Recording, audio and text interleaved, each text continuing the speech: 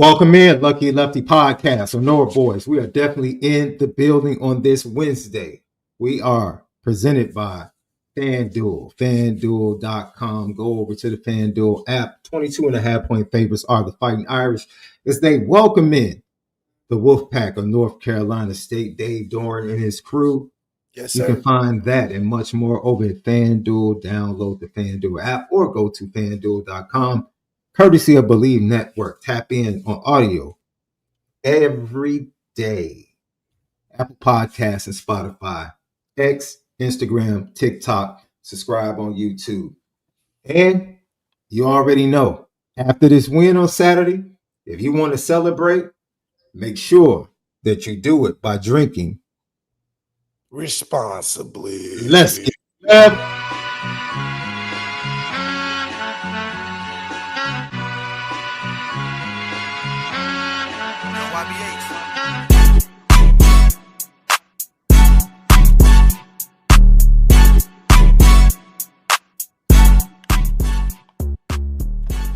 Lucky Lefty Podcast. I am Shaun Davis, SD2 Mics. That dude, the original Lucky Lefty himself, MALIK ZAIRE. Brought to you by Notre Whiskey, NoreWhiskey.com. Sorry we couldn't be with you guys yesterday. Got a little bit busy. Left, how you feeling, man? Left is still. Yes. Left is on cloud nine about his Jacksonville Jaguars, and I'm telling you, we're going 4-1. We haven't been like that since the early 2000s. The Mark Brunell days. Mark Brunell is still the best all-time quarterback in Jags history. Yeah, he's in the Ring of Honor. David Garrard, I would argue, is up there. That's just a biased favorite, though. I was a big David Garrard fan. David Garrard, you're not gonna put your boy, what's his name? Blake Bortles in there?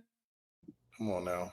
He was he had his Ian Book era. You know, he took us to the AFC Championship during the Saxonville years. You know, we're greatly appreciative of that, but he stole a lot of money. So, you know, he gotta can't be too happy for it. He stole a lot of money from Jacksonville, man.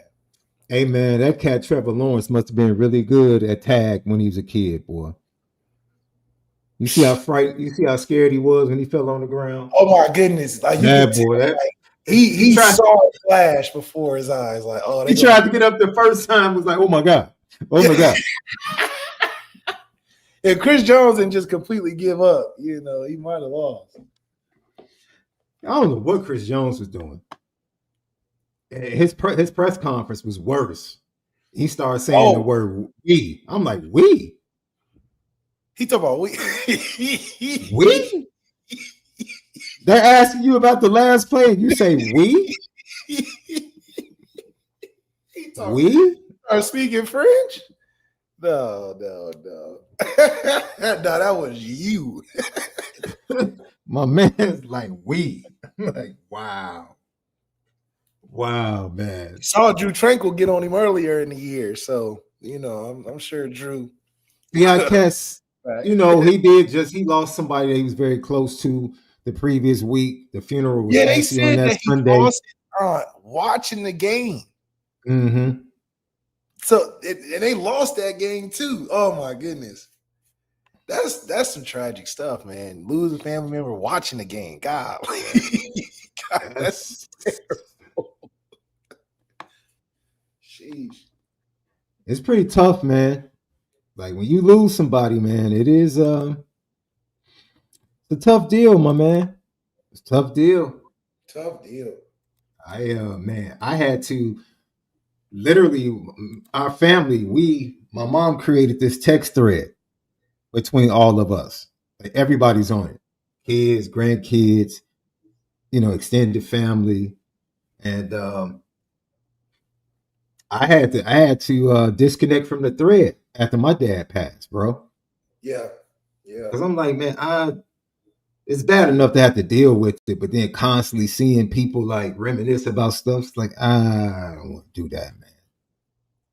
So that man, if he's trying to play football while he's grieving, hey, others have done it.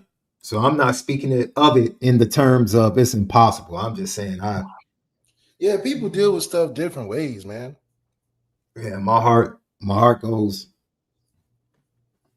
and people deal with success different ways because it is Wednesday and Left is still talking about Monday Night Football. No, that was just a precedent that was set. That's all. We put ourselves back in good standing in the NFL, atmosphere. For sure. Hey, boy, I watched my boy Modest Bucelis last night, baby. Oh yeah, Modest. We yeah. might have us one left. We might have us one. We might have us one left. Another Nice. kid from Chicago on the Chicago Bulls, bringing them back from the depths, from the depths of destruction. Another Chicago. It took another Chicago kid. What happened to TMT? Come on. Or bro. THT? What happened to Chicago's own? He played with Bron. Bron got him some money. I think THT is like in Australia now. Not the Bulls shipping they own around the world. He's getting his money. I'm not mad at him, man. Oh, he's getting his money. Getting his money. I'm not mad at him. I'm not mad at him. I actually had a fan. So, Notre Dame fans are the best, Left. I had a Notre Dame fan reach out to me with pure heart, pure intentions, and say, man, told me to stay safe in the city of Chicago. And I said, man, I appreciate it. And he was like, are you good? I'm like, yeah. He's like, well, I know the troops are there. And I had to let him know. The troops are downtown, bro. Ain't no troops in the hood, bro. Like, people, that's why I said people outside of Chicago get it twisted. They just believe the news and what. Chicago is huge. Chicago is huge. Ain't no tanks on the south side of Chicago, bro. No. They don't care. They don't care. They're not sending troops to where crime is. They're protecting where the money is in the downtown South Loop area. They don't care about these neighborhoods, bro. So all this stuff about fighting crime, stop. Cats are still out on the corner. They're doing what they do every day. Nothing's changing. It's funny. It's so funny, man.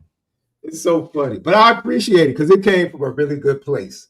It came from a really good place of concern for me. And I'm like, bro, I'm 20 miles south of the city. Yeah, so. you ain't got no tanks rolling down your streets. I'm good.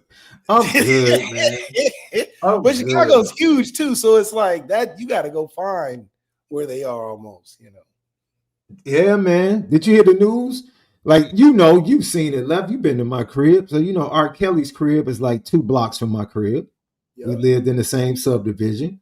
And his home was just sold today for $3 million. Oh, yeah. $3 million.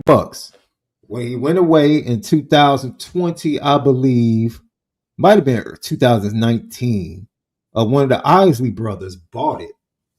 Because it had been in foreclosure for a couple of years. One of the Isley brothers bought it for $890,000. Oh, so he wasn't over there for a while. Yeah, he was, man. He had long left that crib even before his legal proceedings started, and it sold for $3 million today. Wow. Yeah, the Isleys made a nice. The widow of one of the Isley brothers made a good profit off of it, about 2.1. Well, minus whatever they put into it, because I'm sure they had to put some stuff into it. There's just some interesting things going on in the world, bro. Interesting things. Let's get to Notre Dame football, bro. That's right. Let's get to Notre Dame football. That's right. And the players talk, Left. You know who I want to hear from? I want to hear from Christian Gray, bro. I want to hear from Christian Gray. Gotta hear from Christian Gray, man. Yeah, because Christian Gray, no, you know what? I'm about to call an audible. Check at the line. Let me look to the sideline. All right, I got the signal. Yep. All right. Yep. Everybody line up. Yep. On the second clap. Audible, right? We're going to go ahead and hear from Jeremiah Love first, talking about short yardage and, that wildcat formation. This is what Jeremiah Love had to say. I like it. The defense obviously knows that I'm probably getting the ball, so get a lot of attention on that play. But, the fact that, coaches trying to get the ball in, just running back room hands more. I loved it a lot. I want to see me, my guys, make explosive plays, and what better way to get the ball directly. Attempt to make it explosive. But yeah, like to play a lot. Hope to expand on it, and yeah, just gonna keep executing. Obviously, there's momentum building for the team after 3 straight wins. What's kind of like the line between gaining more and more confidence as a team, but also staying hungry, which is probably what led to you guys getting 3 straight wins? Um, I would say our confidence has always been high. We haven't lost confidence in ourselves. We know what type of team we are. We know that we're a great team. We got an explosive offense, a great defense, a great special teams unit as well.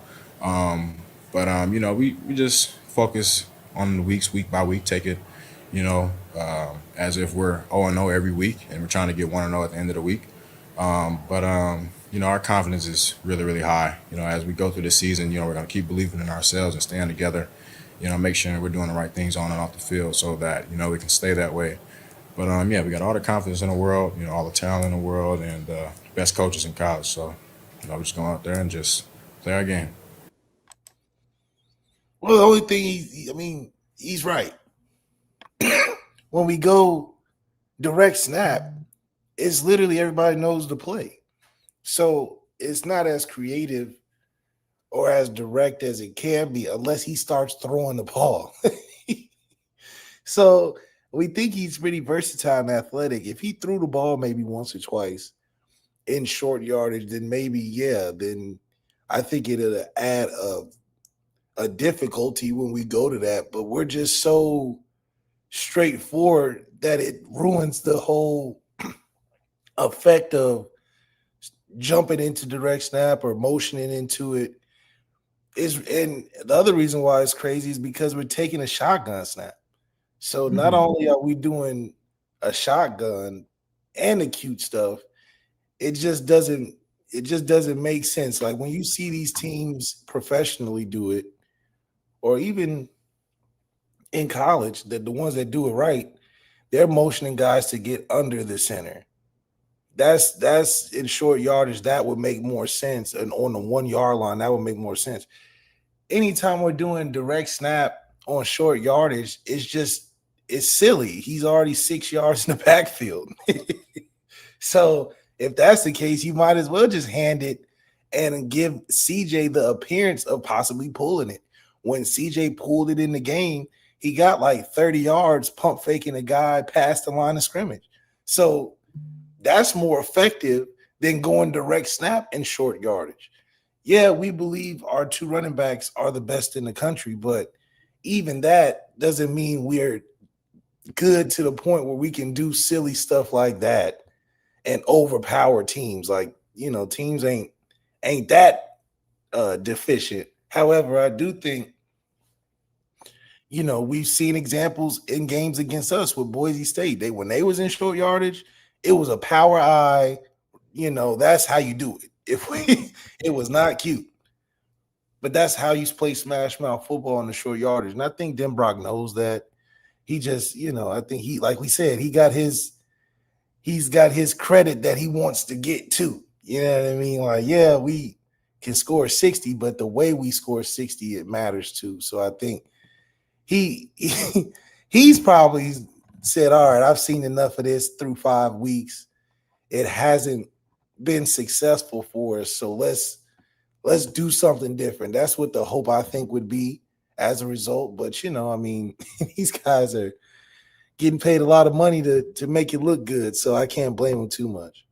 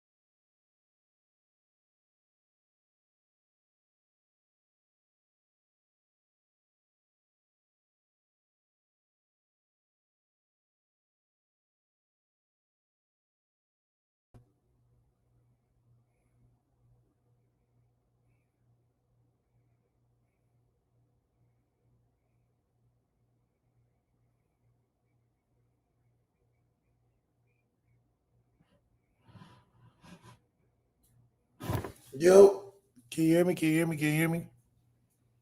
I'm on. I'm on. Uh oh.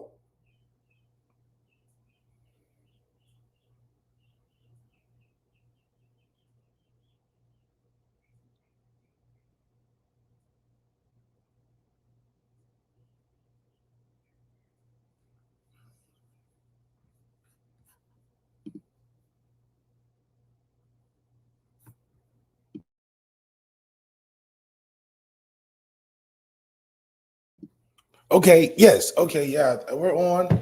I'm we fixing some internet difficulties on SD side, but we are still live with you. Talking a little bit just more about Notre Dame and what Jeremiah Love and just where this team is, man. I just really believe Jeremiah Love has put himself in a really good standing of understanding the situation. I mean, look, he's the number one back, and it's just so interesting to see as a number one back the flourishing of the guy that's right there with him, man. And that, like he said, he was calling it the fleet, and I think that's a good name for a running back room, considering that we got guys in basically on the shelf in the sense that we know can still make a major impact. So the fleet is a great name, and I think the cohesiveness of that group is what keeps this offense strong and rolling. I mean, CJ is doing great as a first year starter, and to be able to have Jeremiah Love and Jadarian holding down the fort is just a pretty great for a young guy to feel comfortable knowing that he doesn't have to make up for all the yards in the game or all the moments throwing the football. So the team at this point offensively is moving very well. And at the end of the day, it's very complimentary to what the defense has stepped up to be in these last 3 weeks. I mean, that's a guy that stands out. The first person on the defense I think about is a KVA or Traore, a Tay Johnson, guys that have made impact plays as impact players that's elevated the play of the defense. I think those guys specifically, along with Drake Bowen, has inspired that defense to play as a stronger technical unit. And it showed not only on the field, but on the scoreboard, which, we couldn't say that for the first 2 weeks, but I mean, the first 2 weeks were a challenge, not only because we didn't quite know the real identity of where we wanted to be defensively, but even with those games, you look at how these same teams go out there and play other people, you start to think, okay, well, Notre Dame may not have been at their best, but even at their B game level, we still would like to see a rematch and what that could be like. So I think when you think of Notre Dame getting healthier and more dangerous, you're really in a good spot, man, because what we can only do is get better as the season goes on. We're in week 6 right now, and where teams are having some struggles and haven't even played each other yet. We have our full schedule still left, but I'm feeling better and better as each week goes on. Boise State was a little slow, but still the potential of what we left on the field could have easily been a 2-score more game where defensively they put them out. I mean, we rattled the quarterback with pressure. We made some plays in the secondary. Defense was all over the place. Offensive line is proven to be a back to normal, back to a top 5 offensive line. I think just the consistency and the way they have CJ just so comfortable in the pocket, that's something that's rare, man. I've always said that CJ's poise in the pocket, no matter what's going on, has always been an elite level. And when you have poise like that, it makes it easier to throw the football downfield because you're more relaxed. When you're more relaxed throwing the football downfield, you're usually more accurate. But, and obviously it makes up for, in my opinion, what we could have had last year, but we're just deficient in some departments. I do think that as the season goes on and we're playing teams where we feel like we can do 40, 50 points against, I still think it's important to start working in some of those guys like Aeneas Williams, the Keedron Youngs, the Jabron Paynes, those just start working those guys in rotation, because as we saw in the playoffs, those guys made pivotal plays that I wouldn't say came out of nowhere, but were good role playing plays that were needed from guys that we didn't expect. I mean, you look at the Georgia game, and the kickoff came from a guy that we wasn't exactly expecting to be the number one receiver with, but man, just that team effort. And that's the thing that I'm most excited about is the team effort, complementary football is happening. And Marcus Freeman is more engaged, man. You know, it was a very awesome delight to see Marcus Freeman interact with the referees and just be more interactive on the sideline. You know, we're so used to seeing him so knit and caboodled in the press conferences and the commercials and the things that he does off the field. But to see some of that fire as a player on the sideline when things don't go right, you know, it makes the fans feel better because that's the same frustration I look like, you know, screaming at the TV when these calls are made. I mean, some of these calls at home at that were baffling. But to see Marcus Freeman do it in a way where, you know, I'm like, that's my coach. Instead of being embarrassed where they take the still shots and you're turning purple in the face and you got to go to anger management now because it's just so crazy. And we've seen, you know, it's funny enough, we've seen coaches lose it. You look at Arizona's head coach, Arizona Cardinals head coach, become a talking point and getting fined. I didn't even know coaches can get fined for something like that, $100,000 for punching his player out of frustration. And Marcus Freeman, I think he probably get more than 100,000 punching the ref, but I don't think that would be the way of handling things. But that's the intimidation factor, man. I think the more intimidating we can become at home, which is something that has been, I guess it's been the weirdest kryptonite, man. Our home games are comfortable for away teams, and I think it'll change with the dynamic and the personality of our head coach and our team and how we play. But also when the offense is dominant, that's pretty intimidating. You know, when your offense can put up 40 to 50 points at home, that's an intimidating factor for a team. So gets the crowd engaged more. It's fun football. It's great to watch. But man, yeah, so I'm super excited also about just this NC State game. This is always a good litmus test to the ACC to play NC State. They've been, you know, not the upper echelon of talented teams, but however, they have been able to do some pretty cool things and getting players. You know, they got Concepcion, who obviously was pretty effective against us at Texas A&M, but he came from NC State. The quarterback is very solid. Young guy, 6'7", could have some plays and be dangerous in ways, but this is still a game where I think it's about us and about our identity. And when it comes to identity, the difference between, you know, why I think Miami has been pretty consistent is because they do exactly what they are built to do. They're going to run the football. They're going to Carson Beck to manage. They get the talent to their playmakers outside, and that's their model. And they're hitting you short and taking you long. And for us, I think our identity needs to show in this game because that's what's going to stand the test of time when we do get in tough spots with teams, to go back to our identity of chuck it and then run left and right. So I think it's worked well for us, and it'll be pivotal for us as we get better towards these playoffs.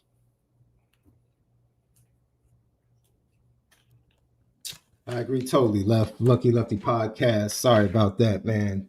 We keep getting these power surges. My internet went out for about, I guess, 10 minutes. Happy you could lock in, carry us like you always do when you need to, Left. Let's hear from Mike Brown talking about his wide receivers. Not Mike Brown. I don't want to go to him yet. Let's go to Will Paulin talking about that touchdown and his routes. Good trade to run the slot fade. I think you just got to win at the line of scrimmage, try to get vertical as fast as possible, and then we got quarterbacks that are going to put in the right position every time. So once you see the ball in the air, you just got to trust your training, trust your ability, and go out and make a play. And then you've been with Coach Brown for a while now, but specifically this year, where does he kind of help your game grow the most? Yeah, I think Coach Brown, that's a good question. Because Brown, he's definitely helped me. I kind of think everywhere, but I think the biggest place I kind of had to improve for myself was probably, I think something I always want to work on more is just route running and then contested catches. So I think just being able to play through contact more, play a little bit bigger than I am, has been more of an emphasis for me. Whether that's at the line of scrimmage, on contested catches, mid route. I think that's something that we've been working on a lot.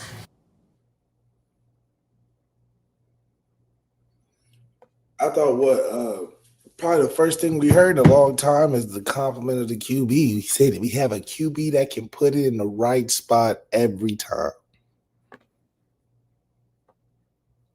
When he said that, I was like, wow, that's a refreshing thing to hear from the receiver room, that they have the confidence in their guy. So they just focusing on doing their job. And like Will Pauling said, in terms of being more competitive in the one-on-ones, just being at the right place, right time, that's a healthy relationship that I think is established between the two groups, and we're seeing the results. Now, mind you, Will Pauling has been open by a mile in a lot of these, which is probably something he hasn't seen. He probably hasn't been this open. I mean, come on. He caught that one touchdown against Arkansas. I'm like, oh my God. I thought it was a warm-up. I mean, nobody touched him or was even close. So he's probably enjoying that, but that comes with knowing where to be and when to be there and being fast to the spot. And CJ, like he said, CJ's been putting it in places where they can compete, and that's all you can ask for. This is a refreshing conversation, considering last year where we're getting comments of just throw it up and somebody's down there and we just got a 50-50 everything. And, it was a drastic difference between this year and last year. So we should be excited that from the conversations we're getting from the team, that is translating to the field. It's translating to the field. Yeah, for me, Left, I think having a guy like Will Pauling that can go in and be productive when you lose a guy like Drayton Greathouse is absolutely amazing, bro. It just speaks to what I think the coaching staff did, regardless of who the quarterback was going to be. They went out and vastly improved the skill position players on the outside. Vastly improved. And then went and got MALIK Fields to really put Jordan Faison in his correct spot, which was, people got upset a lot. And we were like, Jordan Faison is not a number one. He can be a really good two. But if Jordan Faison is your number one, it's a problem. That's a problem. You're not an elite wide receiver core. And that was 2 years. When was that? Was no, that was 2 years ago. Yes, that was like pretty much after his freshman year, because he came on during the freshman year and he had 19 catches and everybody was like, oh, he could be the number one. It's like, dude, if Jordan Faison ends up being your number one, you have a problem. But it's just and it's not saying nothing against Faison specifically, but Jeremiah Smith's the number one at Ohio State, right? So that's what we're talking about. Carnell Tate's the number two, and so who's our number two? You know what I mean? No. Carnell Tate is the number two this year. He's been the number three. Oh, yeah.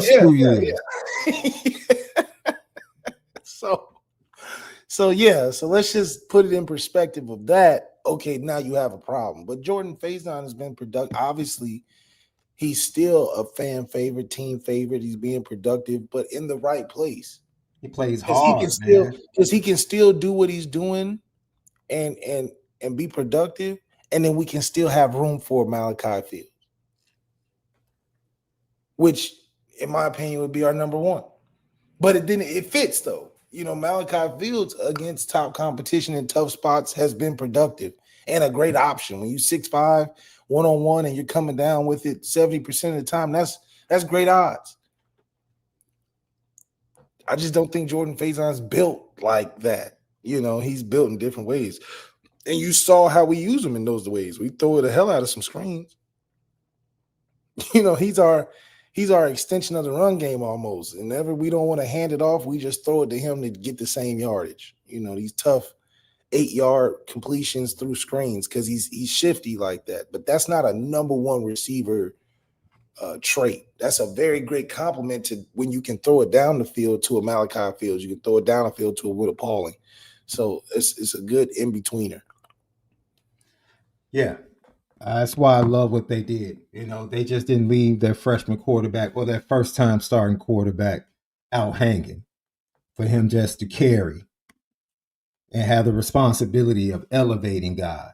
You know, someone asked me a question like how much of the credit for the passing game goes to CJ Carr. Heck, first of all, he's the quarterback. So he deserves whatever amount of credit. It's not minimal credit. He deserves it. But he has a hell of a running game to be able to play off of. A hell of a running game. The best running game to have. He has a upgraded, except for the first game, which was catastrophic at the tackles. The pass pro is so much better than it was at this time last year. So much better. Because we can run the ball at a high level.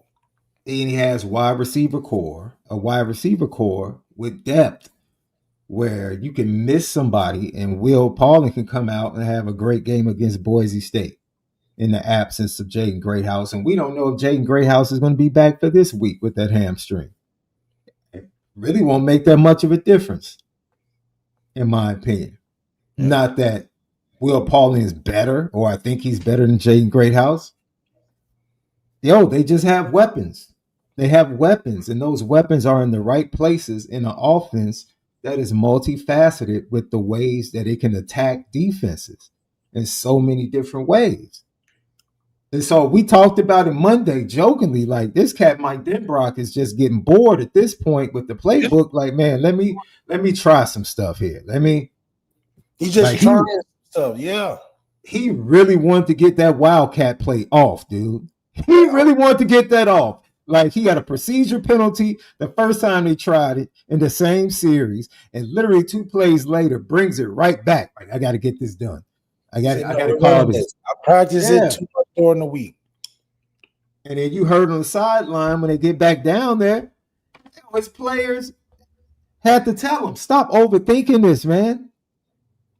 Stop overthinking this. Throw the fade.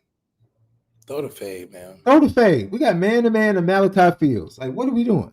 What are we doing? Yeah, their DBs are 5'10 and a half and 5'11.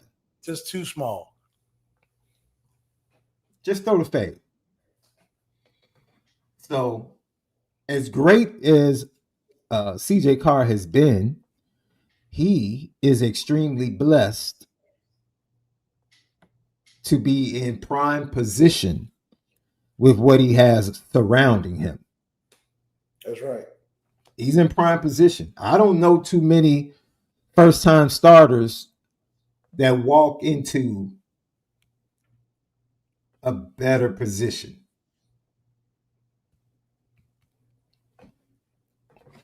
I don't know. He's in good shape.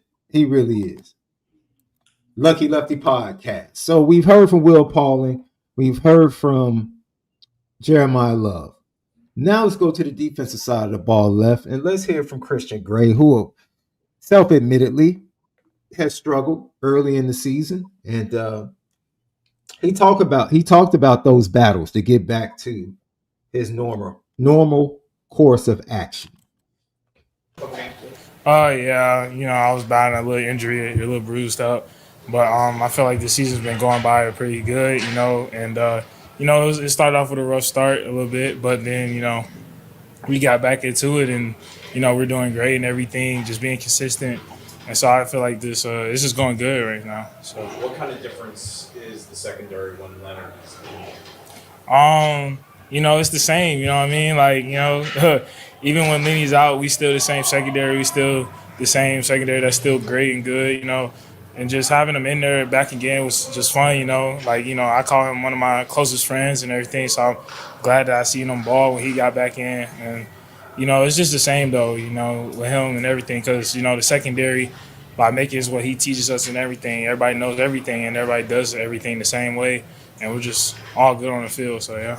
Obviously, when he's in there, you're getting a lot more attention, your way. Yeah. What kind of change of pace is that versus when he's not there? Then sometimes they're going in another direction. It's kind of cool, you know. It's just, it's football, and I kind of like it. You know, I kind of like the attention. I like them throwing my way, but that's more opportunities for me, give me some interceptions. It'd be great. So, I like it so far. Yeah, just a guy that's ready. He's cleaning things up.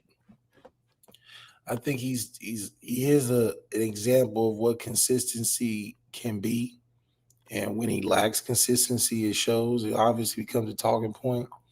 But he's veteran at this point enough to know how this goes, and enduring a season-long staying healthy and knowing the importance of having your guys out there and playing as a unit cohesively, he gets it. And I think he's played better since the first two games, and that's him settling in, getting healthier, and being in the right place at the right time. And that consistency is starting to show, because now we're going week to week saying, okay, he's still there. He's still making those plays.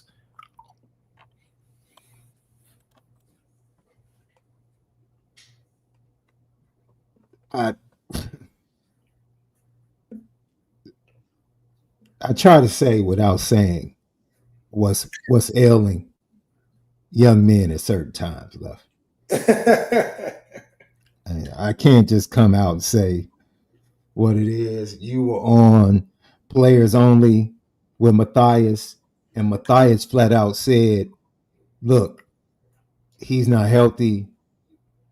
It looks like this particular injury to me, and if that's the case, he's tough as hell, because that, I don't even know how he's lifting his arm with that. And for me, I wanted him to take some time, but I'm sure once Leonard Moore went out, the last thing he wanted to do was take a game off. And I'm glad he had a chance to clarify. Like, yo, man, look, I was banged up. Wasn't at my best. Started off rough. Now I'm feeling better. Getting better. So we hope that continues for the young man. We hope that continues. He also talked about this defense starting to gain confidence. I really would say it's really our mentality, And the plays are great and everything. It's just really our mentality for sure, and just finishing out through the game and just trying to get the ball, finish with 4 takeaways and everything. So it was really just mostly our mentality that kept changing out through the game. So yeah. And you're speaking a lot of that mentality. What specifically has been improving in the defense? We just started going back to our old selves. We are the same secondary from last year, and we just had to bring that back out, and just we're that squad that get like 4 takeaways, 5 takeaways, you know what I mean? And so we just routine back to our ways, and then we just became hunters out there and just been savages the whole way. What's that line between getting that confidence back and helping in that regard, but also being still hungry? That Coach Freeman has kind of pointed out that sometimes when the back's against the wall, you guys play at your best. So what's that kind of line between that? It's just I definitely say confidence is something you gain from results. So, but when we are back against the wall, we just start fighting back as hard as you can. If a dog start biting on your leg, you're gonna fight as hard as you can just to fight it off. And just when we in that mindset, we just continue to dominate, continue to win. And so that's why I would say that's a real line of difference between the confidence and just our back against the wall, and that's just our mentality.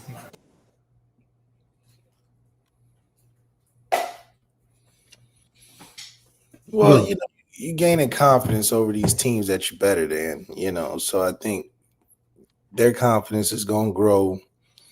I think that first 2 games was just more of an understanding of where we were at that point. It just wasn't. It was hard to assume that we were going to be where we are now first game. And I think it took some realizing, okay, this is where we are. This is where we can get better. And we started to see us get better over the week. I mean, let's be honest. I mean, Christian Gray was a top guy last year. He came into the year a top guy. He had a couple of things here and there, but he's still a top guy. So he's just getting into rare form, and I just love to see that for him, considering he's continuing that lineage along with Leonard Moore, who got healthier. I mean, when he got healthy, he ended up having 3 picks in the last 2 games. So when guys are healthy, you see the difference of the play and how it affects the team itself too. Look, we did a show about 2 weeks ago and flat out told everybody when there was panic going on about this defense, relax. Once they get healthy, once Devontae Smith comes back, he's back down with a calf strain. But you feel more comfortable with the way Dallas Golden is playing after getting some plays under his belt and some games under his belt. We said the defense is going to be different because Leonard Moore is going to come back and he's going to be a lockdown player. We said hopefully Christian Gray gets healthy. He said he's feeling better. He's played 2 much better games the last 2 games. So they had to get healthy, bro. They have to get healthy. And then they had to be more aggressive and more sound. I think last week they had 12 missed tackles against 12 missed tackles against Miami. 12. I think last week they had 5. I think their best game of tackling was Purdue, where they only had 3 missed tackles. Last week they had 5. So it's really just simple football, man. Make plays. Make plays, do the fundamental things, and just keep going, man, and keep getting better. And hopefully stay healthy, bro. Hopefully stay healthy. You have to realize they were so deep last year that Leonard Moore was their 3rd cornerback, bro. Like they lost an All-American corner in the middle of the season, for the season, in Benjamin Morrison. And they replaced him with another All-American. That's crazy. Like, where does that happen? Where does that happen? There are not a lot of programs around that just have All-Americans. How does it go from you get an All-American in Kyron, then you fall to a Jeremiah Love, then you fall to a Jadarian Price? It's like, oh my goodness. Even the safeties, as much as we talk about the safeties, Luke Talek is making plays like a Jadarian Price on defense. Luke Talek get in a couple times. Next thing you know, he's catching picks. Next thing you know, he's making great plays. And this is a 3rd safety. It's the 3rd safety. In some cases, the 4th. So it's like you said, we've replaced an All-American at corner for the last 4 years, 5 years. Not at corner. Well, no, Cam Hart wasn't an All-American. Oh, well, he was a draftable player. I mean, basically, you replaced some darn good players. I'm just saying, there are not a lot of teams that just have All-Americans sitting around just in case one of your top 2 defensive backs go down. Top 2, yeah. They don't have that. Yeah. Right? So that's Mike Mickens recruiting right there. Absolutely. And I think Dallas Golden and Mark Zachary, by the time we get to November, they're going to be really good players, man, that are going to give you 10 to 12 snaps possibly in a game if need be. You know, like we said, we hope Christian stays healthy. We hope he stays healthy. But if not, then you feel good about what you saw from Mark Zachary against Arkansas, that when he comes in, it won't be, free fall. Free fall like you saw against Texas A&M. Yeah, where he just they knew he was. And early on against Purdue. Like, That's But not what that he's going shows to you do. that any of these guys got to come in and get warm. It's not nobody's coming off the sideline just locking things up. It take a couple games. The game is not easy, bro. It's not easy. I wouldn't want to play it. I wouldn't. Boubacar Traore has been getting after it. You talk about players that are starting to look even more healthy, more Yep. spry, Yep. quicker. Yep. Man, Boubacar Traore just talked about the defense and what they've been able to do of recent. I say confidence in the defense. I feel like week by week, I feel like everyone on the defense has been progressing in the right direction, and we're just focusing on playing as a team, just playing fast and just playing violent. And then a performance from the D-line like last week where you guys are pressuring the quarterback almost every play. How much confidence does that give the room as a whole? It gives a lot of confidence. I mean, when we're able to get to the quarterback and help our guys in the back end, I mean, it fuels us up to continue to keep applying pressure and just keep doing what we do. Because at the end of the day, we're trying to be the best we can be for the DBs and the whole defense and the whole team. So, how frustrating was the first couple of weeks, and then in comparison, how gratifying has the last couple of weeks been? I mean, yeah, it was frustrating, but at the same time, we can't hang our heads on those losses we took those first 2 weeks. I mean, we got more games to play, so we just have to keep moving forward and focusing on our next opponent. And then what's the challenge this week? Obviously, very talented running back and quarterback combinations. The challenge this week is just continue to progress. I mean, I feel like week by week we've been getting better. So as long as we're taking the stuff that we need to get better at in practice and just continue to day by day, just continue to win each day, I feel like we're gonna have a really good Saturday.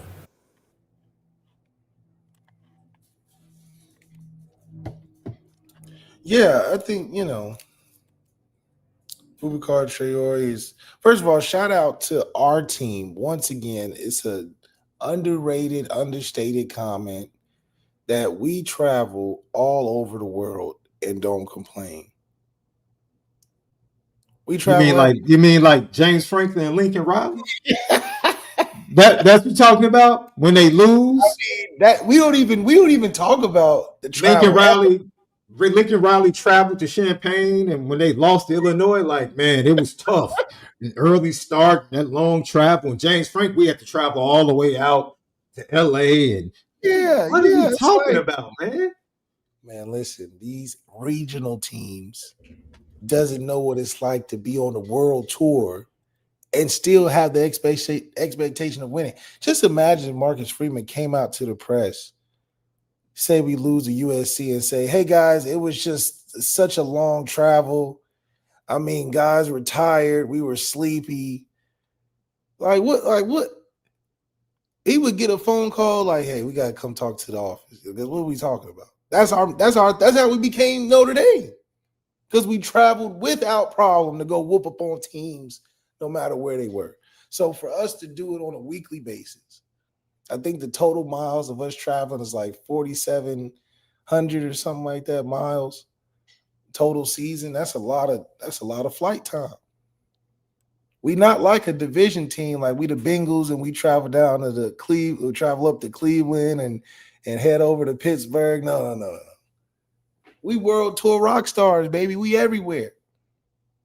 Everywhere. So from Miami to you, that's what we're doing this year. We went to Miami first. Then we go to USC in California towards the end. I mean, what's left?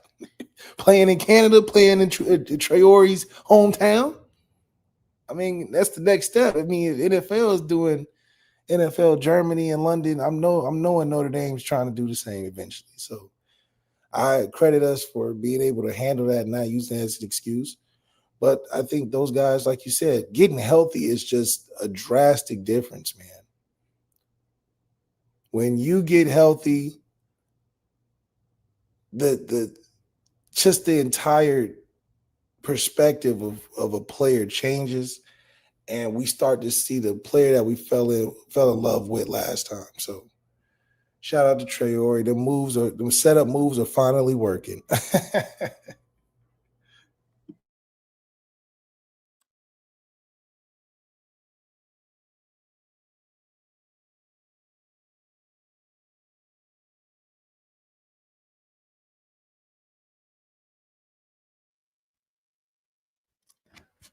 This internet is acting crazy tonight. I don't know what's going on, but it makes a world of difference to get healthy.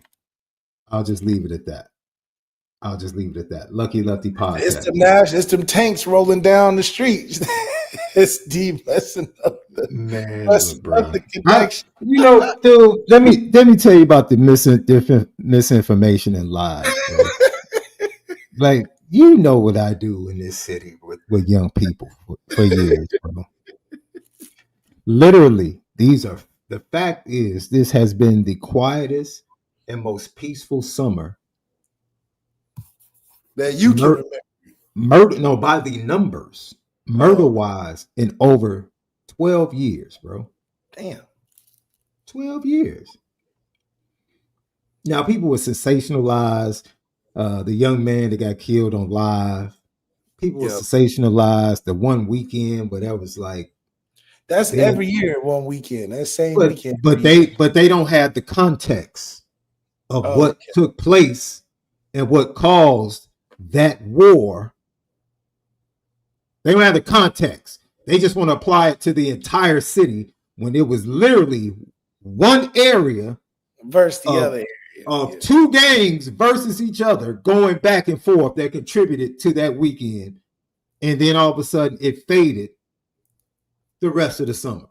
Oh, they counted those numbers as in this was a everywhere problem. So now you take that, you use it to fit what you want to say when the numbers say, oh, it's actually been a quiet summer. And you would agree though that it's a little spooky out there. It ain't just, For who? Once again, for who? That's a good question. This is the narrative. It's spooky for who? They don't care about the disenfranchised neighborhoods left. They're not sending the tanks and the troops to the inner city. They're protecting the downtown area and the wealth of the city. That's all they're doing, dude. There are no troops on the south side. None. There will be no troops on the west side. None. What are we talking about? And people that are here, when we try to share what's really going on, people are like, oh, it's like, okay. Like, dude, I'm on 103rd, 87, 7 triple tray, 63rd. 63rd is where King Von and the BDs are, bro. Yeah. I take my mom and my grandmother down there for breakfast like twice a month. No fear. Like, what we talking about? No fear. 63rd Cottage. People hear about it in music all the time. From Dirt, Vaughn, OTF. Nobody here fears moving around the south side. Like, what? And I tell people all the time, if you come in for a visit, why do you want to go left? If I go to New York, I have no desire to go to Marcy. Yeah, I just not. If I go to New York, I have no desire to go to Queensbridge. Yeah, I'm not. None. Like for what? For what?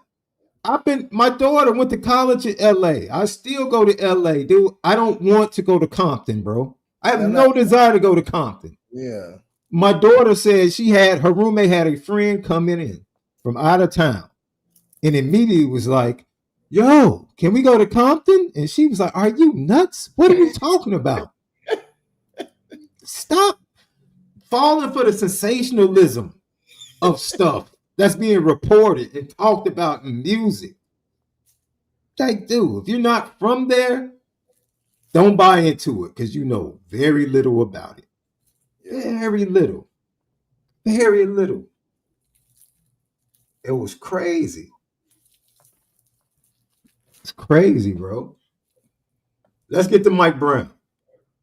And ladies and gentlemen, tonight, literally in another hour, Left will be on with former Notre Dame player Kerry Neal on the Players Only podcast. I know you're looking forward to that, Left. Absolutely. That's going to be a great show. Can't miss that's going to be an absolute great show. So tap in We got about 15 more minutes in this show. We'll hear from Mike Brown, and then we'll give you guys the question of the day, see what you have to say, and then let you go and come back real quick for Kerry Neal, who's doing great things with defensive linemen here in the Chicagoland area with his performance gym up in Highland Park. Yeah. He's doing great stuff. Once again, former Notre Dame defensive lineman Kerry Neal on the Players Only podcast with Malik tonight, right around 7:15. All right, let's hear from Coach Mike Brown talking about what his wide receivers have been working on and why they've been more productive and getting better. A lot of areas that you'll always continue to work on, with chemistry, and it's a new quarterback from last year, and so each week, we're just getting better and better and better, and that's the only focus that we have. Just every week, just continue to learn more, continue to work and be consistent at what we do, and the rest of the stuff will just take care of itself. And when you work with these guys, what separates someone from being athletic to being that guy during pressure situations, and who in that room is starting to make that leap? I think it's consistency. It's consistently doing it every single day and proving to everyone around them that they're a guy that is reliable. And then I think in the process of that, they prove to themselves that it builds confidence. And I think a lot of guys have stepped up in that. There's not really one guy that comes to mind. Like we're really, really blessed with the guys we have in our room. Just all great young men. And they work their tails off every single day, and I think they're getting better and better each and every single week. And so, there's not a specific guy I don't think that comes to mind.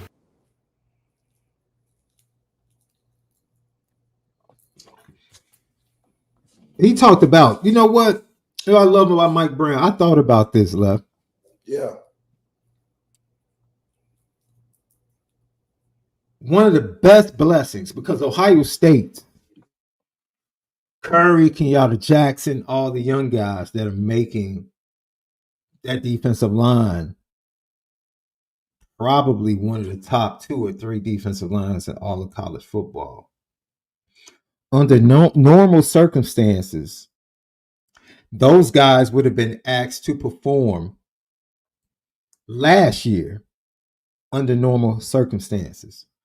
But because of NIL, and young men can now stay in college and eat and get paid considerably, they had one more year to develop. And now Buckeye fans are benefiting from them developing one more year, being in the system and program for 2 seasons before they touch the field as starters. And we are in this era, Left, where people want, if you don't play your first year, all of a sudden people start worrying about whether or not you're a bust. I think NIL changed that. And now, like Cam Williams, he's a sophomore. It's like, dude. Cam Williams got a long time. Let him develop. Let him develop.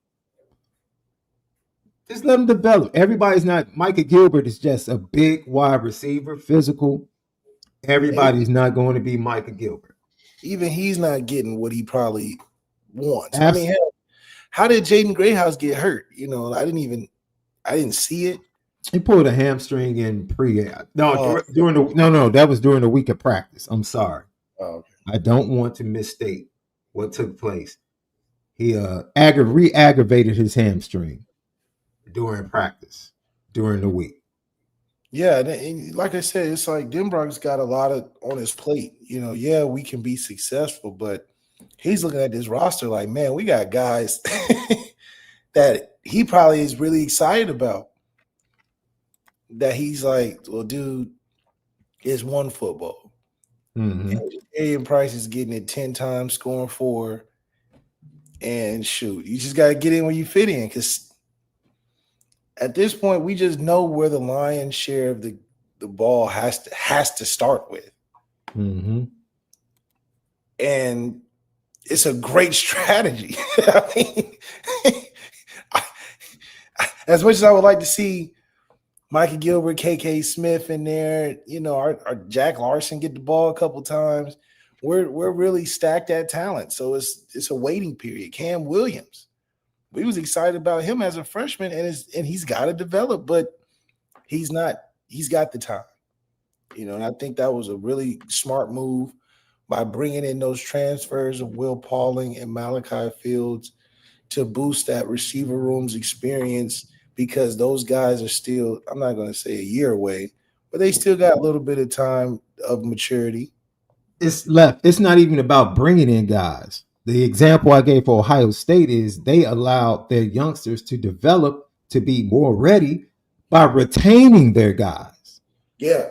Because they retained their veteran defensive linemen, they gave their youngsters another year to develop, and now they're in the system.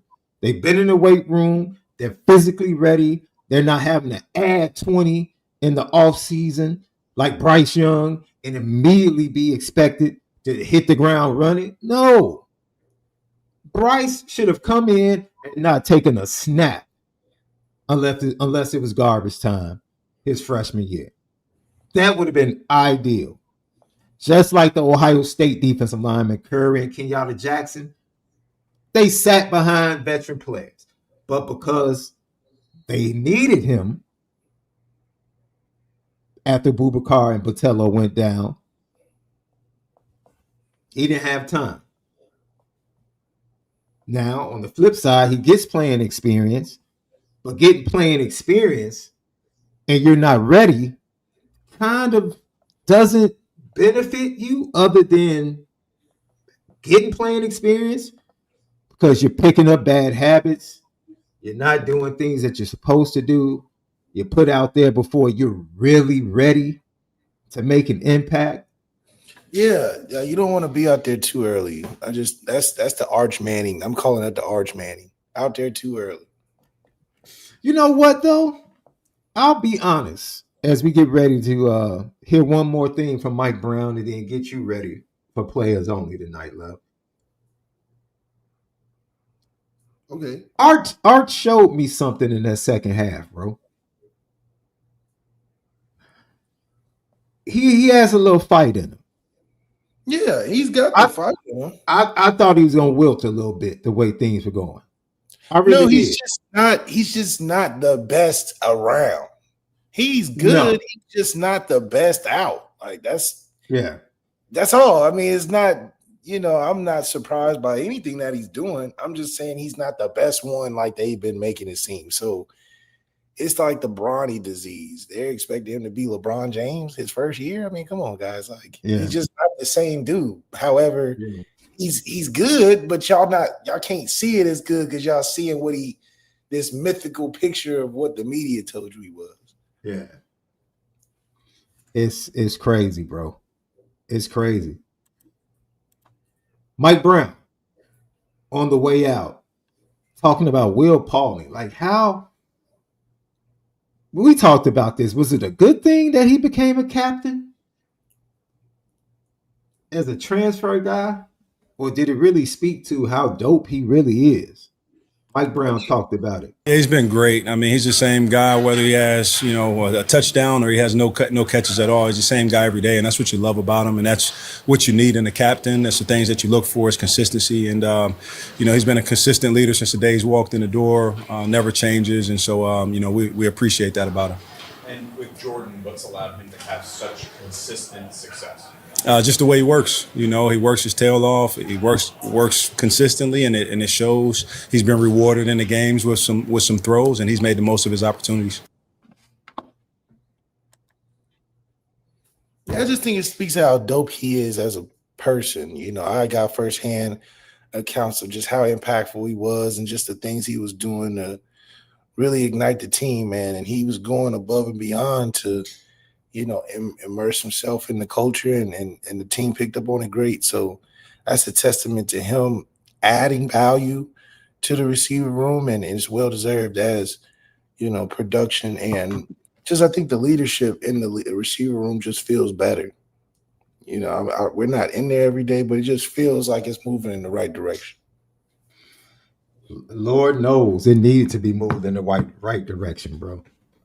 After the previous coach.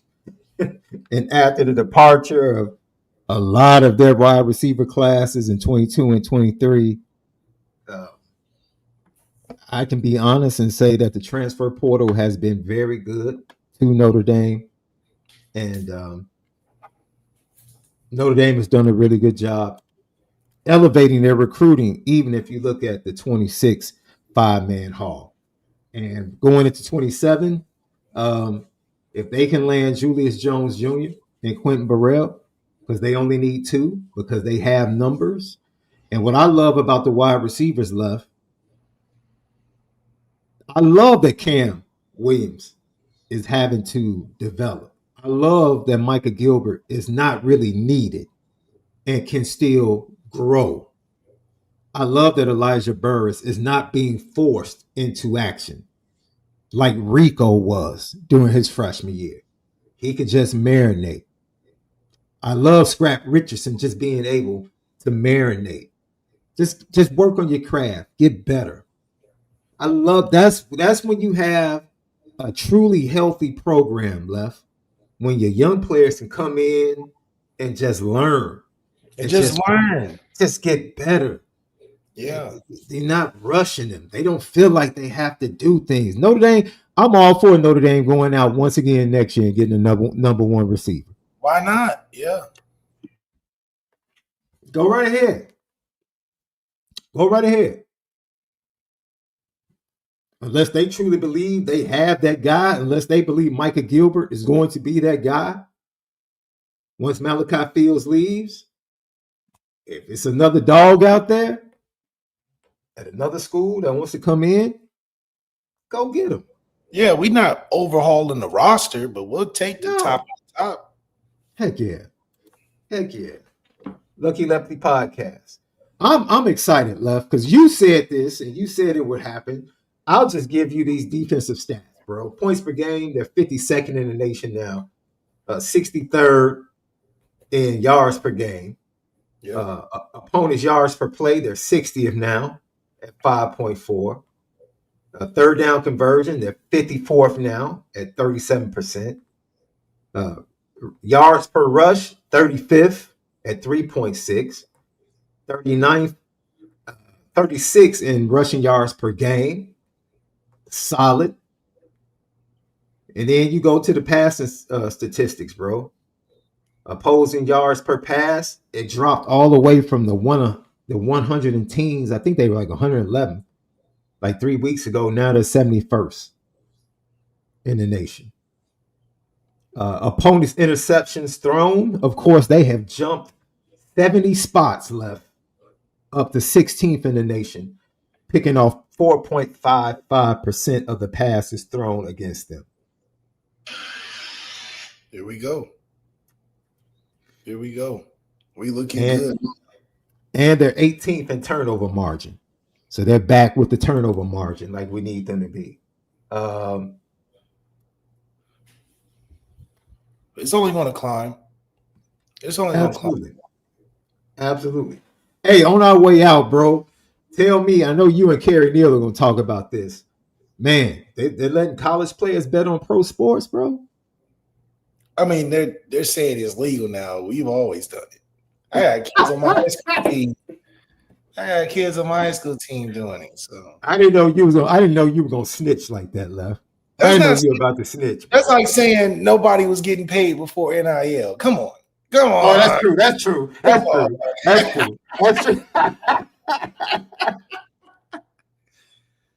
gonna be honest.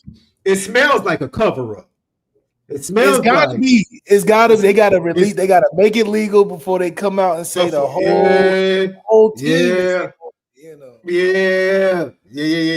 Yeah. Before they corrupt college football, they gotta make it legal because they already know they probably got whiff of a story. Man, they don't put that settlement out of court too high. They say you want $1 billion. Oh no, we gotta make this legal. Because it came out of nowhere. They just dropped the headline. Y'all just dropped the headline because y'all know y'all got something coming. Oh yeah, dude, there are so many. I don't enjoy. I know people say they get more exhilaration and enjoyment when they bet on a game. I would be the man exact opposite, Left. I would be irritated. I'd be irritated. Can you imagine if I had taken Jeremiah Love on a prop on a leg of bets against Miami, and this cat is giving carries to CJ Carr? Man, that cat Mike Denbrock would have been enemy number one, bro. Enemy number one. 4 carries in the championship game, man. He would have lost everybody. Man, you got Jeremiah Love down on the goal line. You're coming up with wildcat plays. Like, man, just give him the rock and just let him jump over the pile, do what he does. That's a touchdown that should have been part of his betting or his props. Look, man, I couldn't do it. To all you fans out there that do it, have fun with it. And if you do it, go over to FanDuel, FanDuel.com. Tap in. You see Notre Dame already big time favorite against the North Carolina State Wolfpack as they come in.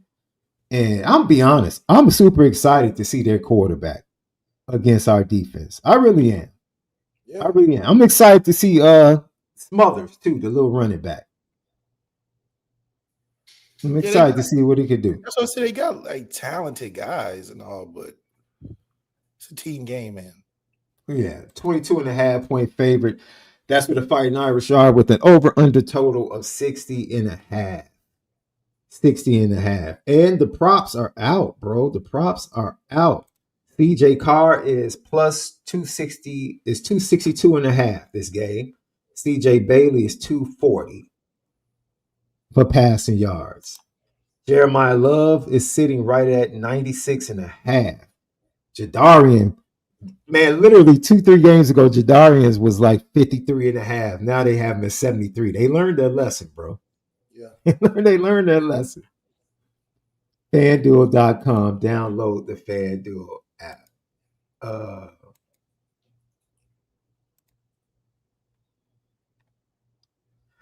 Indy Mill fan, any word on how Cam is marinating? Pause. I don't know how to. I don't know what you're asking. Yeah, Mike Brown said. I mean, Mike, we just played the clip. Mike Brown said if they keep going at the same pace, they'll be fine. So I'm going to take Mike Brown at his word.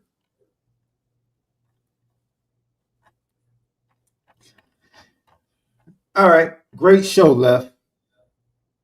Sorry for the technical difficulties.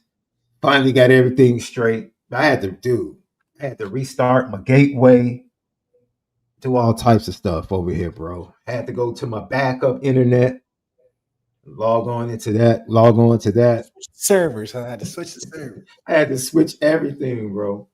I'm glad you logged back in. We're able to carry the load. I appreciate you. Notre Dame fans, we'll see you tomorrow. We hope to have Kent Gibbs. He's real popular now, Left. I told him, I said, you trying to big time us now. And you trying to big time us. Yeah, you know, he's trying to get on ESPN. I said the next thing you're gonna be asking me for a payment. Like, man, how much does it pay? Wait a minute. Who was that tried to charge us for coming on the show, bro? Brandon Joseph, man. Yeah, we didn't want to.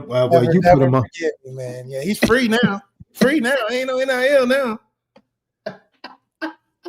Can't beat the media, you know. He lasts longer term. I told Left that cat Left said, what? Yeah, man. That Northwestern Business School done got to him, man. He ain't got too business on us. That dude hadn't made a tackle, caught an interception, nothing. And flat out was like, yo, so I mean, yeah, how much, yeah, what's the splits? Like, split. Yeah. That's the split. Banana split. Get you out of here, man. Deuces. All right. We'll be back in about 30, 45 minutes, guys.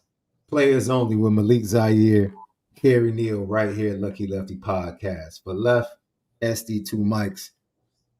Make sure you continue as always to spin it Different. different.